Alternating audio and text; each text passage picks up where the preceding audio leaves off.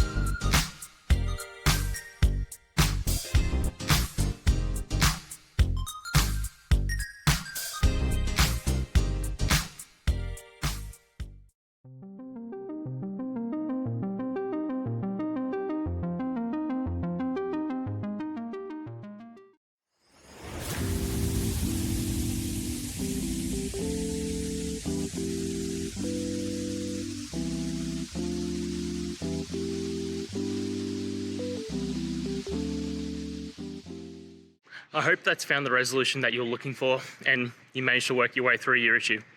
Please, if it did help, hit subscribe. I'd really appreciate it. And until the next technical time you need help, have a good one.